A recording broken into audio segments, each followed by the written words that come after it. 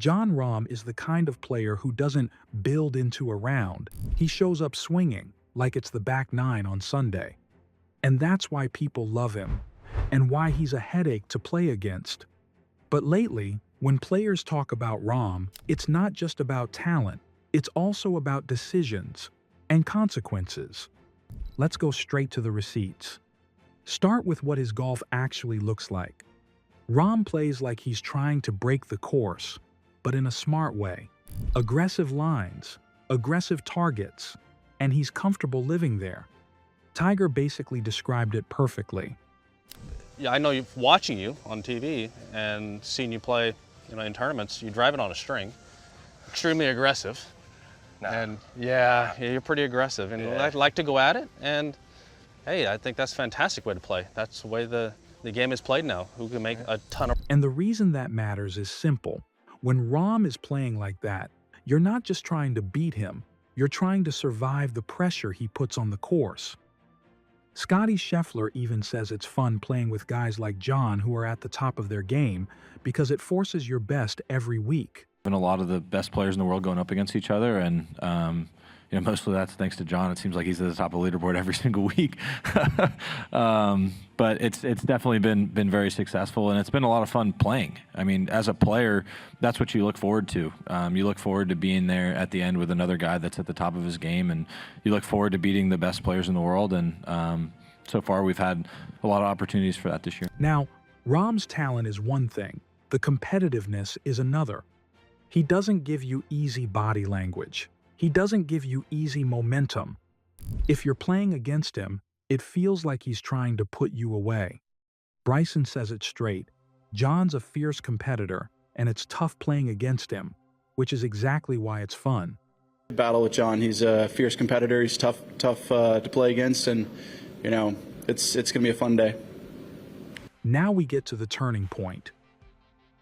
When Rahm joined LIV, it didn't land like just one more player switching tours. It went more like, wait, Jon Rahm too? Because he wasn't some fringe name. He was right in the middle of the game's prime years. And you can actually hear how the golf world processed it in real time. Rick Shields talks about the news breaking and taking over social media because that's exactly what it felt like that week. It was broke. We woke up here in Dubai and it was literally all over Instagram. Pictures of Jon Rahm in his LIV bomber jacket, shaking hands with Greg Norman. He has now officially signed for LIV. Rumours have it, $1 squillion. And then you had players stating the obvious. For the PGA Tour, losing Rahm is a real blow. Shane Lowry calls it a blow because Jon is one of the greatest players in the world right now. I think is obviously a little bit of a blow for the PGA Tour because Jon is one of the greatest players who's playing the game at the minute, if not the best. Jordan Spieth said something similar when the rumors were swirling. Basically, this would not be good for the PGA Tour. Jon Rahm is one of the biggest assets that we have on the PGA Tour, so it would be a really not very good for us in general, because we want to play against the best players in the world, and that's what Jon is. So I know there's been some guys that have talked to him. I know he's maybe weighing some decisions, maybe not. I really don't know, so I don't want to insult him in saying he's weighing decisions if he already knows he's not or he is.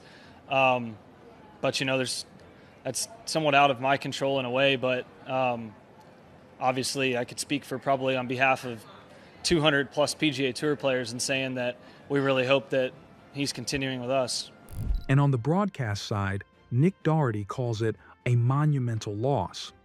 Because he's the first, with all due respect to Brooks Koepka, who won a major last year, you felt like maybe some of his best days were a bit behind him. Jon Rahm is absolutely at the forefront of the game right now. You'd have to put him alongside Rory McIlroy, more impact than Scottie Scheffler, even though Scottie Scheffler's ranked #1 in the world. So to lose a player of that ilk to LIV is a monumental loss to the PGA Tour DP World. Now, here's what's interesting. Even players who didn't like the move still weren't going after Jon personally. Because Rahm is widely respected as a competitor, and because most guys understand the "do what's best for your family" argument, Jason Day basically says exactly that. It's unfortunate for the tour, but he understands it and can't fault him. He also mentions Rahm's major exemption security. If there was ever a person to go across, it'd probably be him, just because he's got, you know, at least the next 5 years of majors. He's got, Augusta for the rest of his life, and then his US Open. I'm not sure how long the exemption is, if it's 5 or 10 years, but like he's in the majors for the next. It's just a little bit unfortunate that we're going to lose one. And I think it would have been nice to be able to get past, you know, this deadline and see where things, you know, kind of, I guess, fell before he could make a decision. But, you know, I can't fault him for, you know, making a decision for himself and for his family as well. Justin Rose called it what it was from a big picture view. Huge coup for LIV, huge blow for the PGA Tour. It's a huge coup for LIV, obviously, and a huge blow for the PGA Tour. And it's a big statement and a big news. And yeah, tough for the PGA Tour to lose Rambo for sure. And even Rory said something very balanced. He'll miss playing with Jon regularly, but he won't judge him for doing what he thinks is best for him and his family. It's hard to sit here and criticize Jon because of what a great player he is and the experiences I've had with him. But all I would say is that I'll be disappointed not to play against him more regularly in the future. Jon is going to be in Bethpage in 2025. So, you know, because of this decision, you know, we're going to, the European Tour are going to have to rewrite the rules for Ryder Cup eligibility. Like, absolutely. Like, there's no question about that. I certainly want Jon Rahm on the next Ryder Cup team. I'm going to miss competing against him week in and week out. You know, he's such a good player. He's got so much talent. He's so tenacious.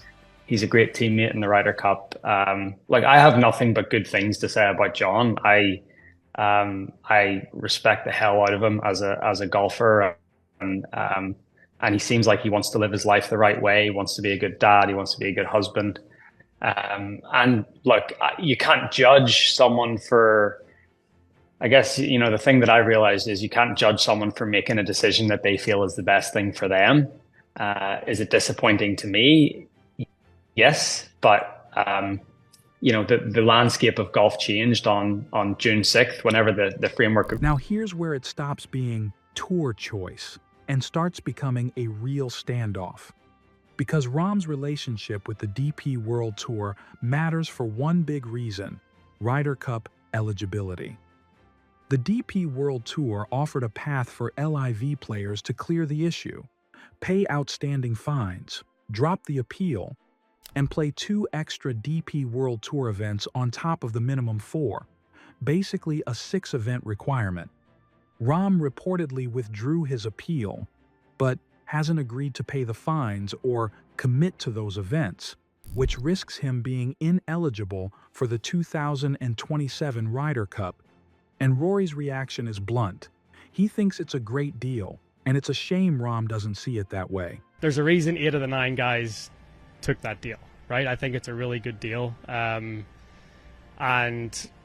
yeah, obviously Jon doesn't think so, and he's obviously well within his rights to think that way, but I just don't see what more the European Tour can do to accommodate these guys to retain their membership. The DP World Tour is well within its rights to protect itself as a members organization and as a business.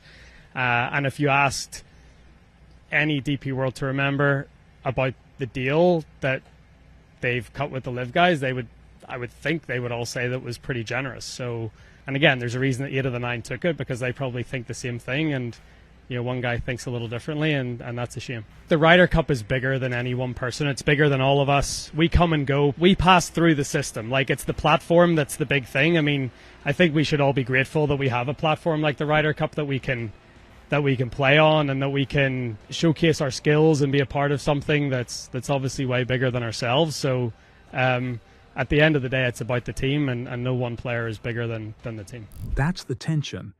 Because for Europe, Rahm isn't nice to have. He's a pillar. So the idea of losing him for 2027 because of a fine standoff is brutal for them. Here's what's easy to forget when the headlines get loud. Jon Rahm is still one of the best players on the planet. And the best proof of that is when top players talk about him like he's still evolving. Scotty says he looks forward to weeks where he gets to go up against guys at the top of their game. And Bryson's clip earlier matters too, because nobody calls you fierce unless you actually bring it every time. So when players are asked about Jon Rahm, you hear two stories running at the same time. One is simple. He's a monster on the course, aggressive, modern, drives it on a string, a nightmare matchup. That part hasn't changed. The other is where the intrigue lives now. What does Rahm's future look like if the Ryder Cup door actually starts closing?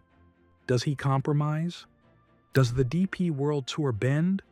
Or does one of Europe's biggest weapons end up watching 2027 from home because nobody wanted to budge? And that's why Rahm is still one of the most interesting names in golf, even when he's not on the PGA Tour every week.